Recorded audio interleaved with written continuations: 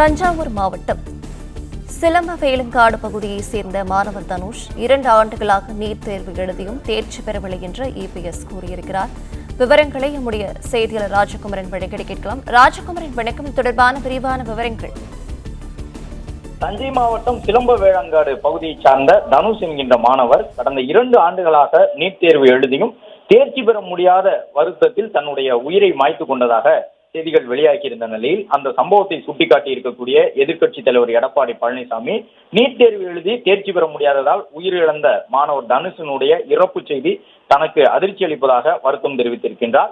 மேலும் இது தொடர்பாக ஆளும் அரசுக்கு தன்னுடைய கண்டனத்தை தெரிவித்திருக்கக்கூடிய எதிர்க்கட்சித் தலைவர் நீட் ரத்து என்ற பெயரில் அரசியல் நாடகம் நடத்தக்கூடிய முதலமைச்சர் தன்னுடைய ஒன்றுக்கும் உதவாத விளம்பர பேச்சுகளை நம்பி ஏமாந்து உயிரை மாய்த்துக் கொள்ளும் மாணவர்களின் ரத்த கரைகள் தனது கைகளில் இருப்பதை உணர வேண்டும் என விமர்சனத்தை முன்வைத்திருக்கின்றார். 40 நாடாளுமன்ற உறுப்பினர்களை வைத்து நாடாளுமன்றத்தில் என்ன செய்து கொண்டிருக்கின்றீர்கள் என்று கேள்வி எழுப்பியிருக்கக்கூடிய எதிர்க்கட்சித் தலைவர் எடப்பாடி பழனிசாமி அமைச்சர் உதயநிதி சொன்ன நீட் ரத்து ரகசியம் எப்போதுதான் வெளியில் வரும் எனவும் கேள்வி எழுப்பியிருக்கின்றார். மேலும் இன்னும் எத்தனை மாணவ செல்வங்கள் உயிரிழப்பதை நாம் பார்க்க வேண்டும் எனவும் எதிர்க்கட்சித் தலைவர் எடப்பாடி பழனிசாமி தன்னுடைய பதிவை வெளியிட்டிருக்கின்றார்.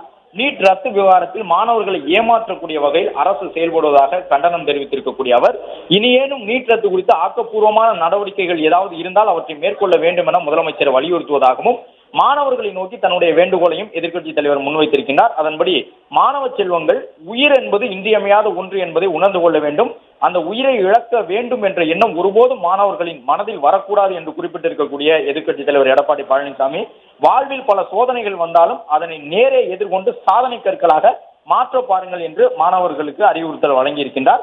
இந்த உலகில் உங்களுக்கு என்ற ஒரு அற்புதமான இடம் எப்போதும் இருக்கும் என்பதை நினைவில் கொள்ள வேண்டும் எனவும் வலியுறுத்தியுள்ளார்.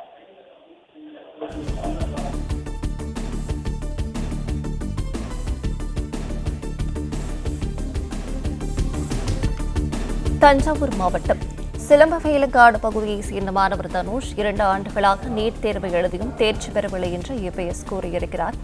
2 ஆண்டுகளாக நீட் தேர்வு எழுதியும் தேர்ச்சி பெற முடியாததால் இன்னுயிரை மாய்த்துக் கொண்டதாக வரும் செய்தியால் அதிர்ச்சி அடைந்திருப்பதாக இபிஎஸ் கூறியிருக்கிறார்.